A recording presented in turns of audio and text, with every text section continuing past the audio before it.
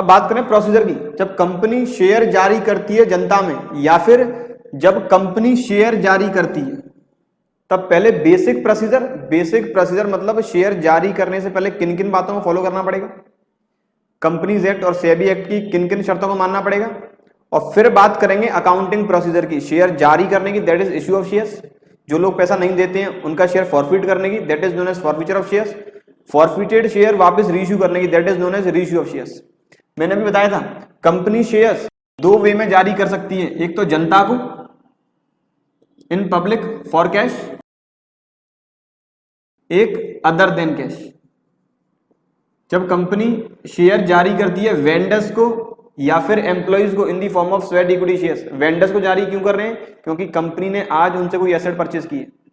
यदि company share जारी कर रही है पब्लिक में, तो मैं पहले पब्लिक वाली की पूरी अकाउंटिंग प्रोसीजर डिस्कस करने वाला हूं, पूरी जनरल प्रोसीजर डिस्कस करने वाला हूं। ये पहले हम बात कर रहे हैं जनरल प्रोसीजर की। कंपनी यदि जनता में शेयर जारी कर रही है, अब जनता में शेयर जारी करने के दो तरीके हैं, पूरा पैसा एक बार में मंगाएं, पैसा इंस्टॉलमेंट में मंगाएं। पैसा मंगाएं लमसम में या पैसा मंगाएं इंस्टॉलमेंट में। लमसम में मंगाने का मतलब कंपनी जनता से पैसा मांग रही है, पूरा पैसा हमें एक बार में चाहिए। एक शेयर आज 100 रुपए का जारी कर रहे हैं, पूरे 100 रुपए आज चाहिए इकट्ठे, that is known as lump sum. Instalment का मतलब कंपनी कुछ पैसा आज मांग रही है, कुछ पैसा थोड़े समय के बाद, फिर थोड़ा पैसा उसके बाद, that is known as instalment. Instalment में बता दूं, कंपनी एक शेयर का पैसा जब लोग अप्लाई करते हैं, that is known as application money. Company जनता में शेयर अलॉट करेगी, that is known as allotment money. Allotment के बाद जब पहली बार पैसा मांगा जाएगा, that is known as first call money. First call के बाद दूसरी बार पैसा मांगा जाएगा, that is known as second call money. और जब आखिरी बार पैसा मांगा जाएगा, सपोज सेकंड कॉल ही आखिरी है, तो उसे सेकंड एंड फाइनल कॉल बोला जाएगा। प्रोसीजर क्या है? जब भी कंपनी जनता में शेयर जारी करना चाहती है, पहले जारी करना पड़ेगा प्रोस्पेक्टस। प्रोस्पेक्टस में कंपनी पैसा क्यों चाहती है, उस पैसे का क्या करने वाली है, कंपनी अधिकतम कितने शेयर जनता में जारी करेगी, कंपनी एक शेयर किस वैल्यू पे जारी करने वाली है, कंपनी के पिछले साल के फाइनेंशियल स्टेटमेंट क्या कहते हैं, कंपनी उस प्रॉफिट को उस पैसे को किस किस जगह इन्वेस्ट करेगी, कंपनी में कौन कौन से डायरेक्टर हैं, कंपनी में लोग कब तक शेयर के लिए अप्लाई कर सकते हैं, कंपनी कब शेयर अलॉट करेगी, बहुत सारी बातें होती हैं। पहला इश्यू ऑफ प्रोस्पेक्टस। इसके साथ कंपनी ये भी लिखती है कि लोग कब तक अप्लाई कर सकते हैं। विंडो टाइप में, विंडो ओपन है, लोग अप्लाई कर सकते हैं। सपोज कंपनी ने पब्लिक इश्यू निकाला, पब्लिक इश्यू जब कंपनी फर्स्ट टाइम जनता में शेयर जारी करती है, that is known as initial public offer. When company issue its share first time in the public, that is known as initial public offer. Company suppose 1 April को public issue लेके आई कि लोग apply कर सकते हैं 1 अप्रैल से लेकर 5 अप्रैल तक। तो 1 से 5 अप्रैल के बीच में जो जो लोग अप्लाई करते हुए जाएंगे, that will be considered as application. और जितना पैसा कंपनी रिसीव करेगी, that is known as application money. 5 तारीख तक कंपनी के पास एप्लीकेशन मनी आ गई। प्रोस्पेक्टस में सारी कंडीशंस लिखी होंगी कि पैसा लमसम में चुकाना है या फिर इंस्टॉलमेंट में चुकाना है। यदि लमसम में चुकाना है, वो भी प्रोस्पेक्टस में शो होगा कि 5 तारीख तक आपको पूरा पैसा देना पड़ेगा।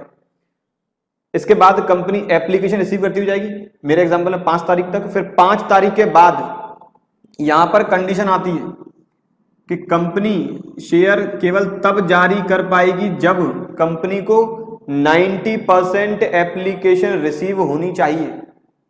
मतलब कंपनी जितना भी पब्लिक इशू लेकर आई है, 90% उस पब्लिक इश्यू का पब्लिक खरीदने के लिए रेडी है। सपोज कंपनी 1 लाख रुपए के शेयर जारी करना चाहती है, तो जनता आज 90,000 रुपए के शेयर खरीदने के लिए रेडी है। तो जब तक 90% कंपनी का पब्लिक इश्यू सब्सक्राइब नहीं होगा, तब तक कंपनी शेयर जारी नहीं कर सकती। तो कंपनी एप्लीकेशन के बाद चेक करती है क्या 90% वाली कंडीशन 90% वाली कंडीशन फुलफिल हुई है या नहीं।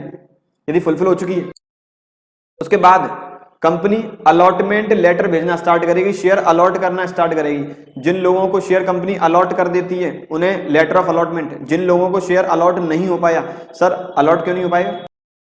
हमने 1 लाख शेयर जारी करने की बात कही है, जनता खरीदने के लिए रेडी है 95,000, उस केस में तो अलॉट हो जाएगा। जनता खरीदने के लिए रेडी है 1 लाख शेयर, उस केस में अलॉट हो जाएगा। जनता खरीदने के लिए रेडी है 90,000 शेयर, उस केस में अलॉट हो जाएगा। जनता खरीदने के लिए रेडी है 89,000 शेयर, अलॉट नहीं होगा। 90% वाली कंडीशन कहती है 90% एप्लीकेशन कम से कम आनी चाहिए। यदि 90,000 एप्लीकेशन आई है तो कंपनी शेयर जारी कर सकती है। सर बात कर रहे थे अलॉटमेंट की, जनता को कंपनी शेयर अलॉट कर देगी, लेकिन यदि एप्लीकेशन आई है 1,01,000 की, अब क्या करेंगे? तो कंपनी 1,000 एप्लीकेशन जिन लोगों ने दी है उन्हें तो लेटर ऑफ रिग्रेट भेजना पड़ेगा कि हम 1 लाख ही शेयर जारी कर सकते थे, वो हमने बांट दिए। अब आपको कोई भी शेयर हमने इश्यू नहीं किया है तो अपना पैसा पकड़िए।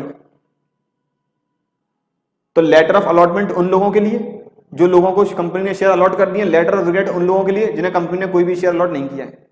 कंपनी जिस दिन अलॉटमेंट का लेटर भेजती है उसी दिन अलॉटमेंट का पैसा मंगाती है, और अलॉटमेंट के पैसे के बाद कंपनी मंगाती है फर्स्ट कॉल का, फाइनल कॉल का, यदि इंस्टॉलमेंट मेथड है तो।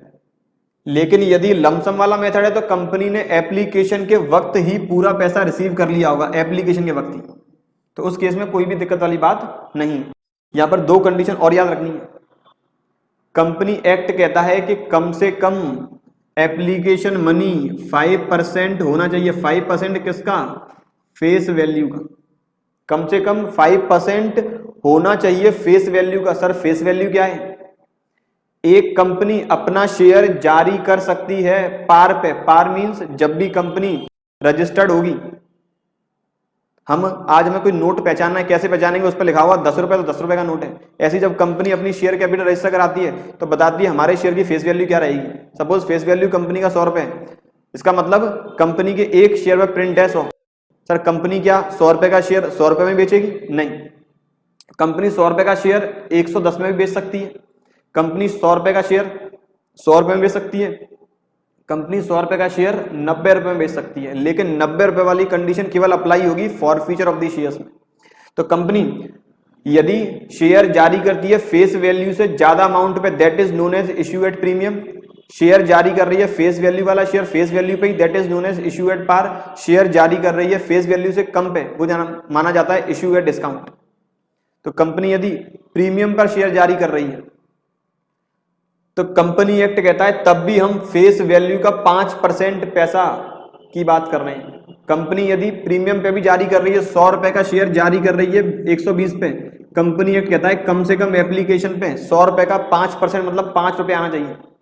यहीं पे सेबी एक्ट कहता है कि एप्लीकेशन पे कम से कम 25% पैसा आना चाहिए, मतलब 120 का 25% किसका? इश्यू प्राइस का। The rate at which company issued shares to the public, that is known as issue price. If share are issued above than face value, then it is known as issue at premium. If share are issued at the same face value, that is known as issue at par. If share are issued less than the face value, that is known as at discount. तो सेबी कहता है, SEBI act कहता है कम से कम company 25% पैसा receive करना चाहिए। कब? एप्लीकेशन के वक्त। 25% किसका?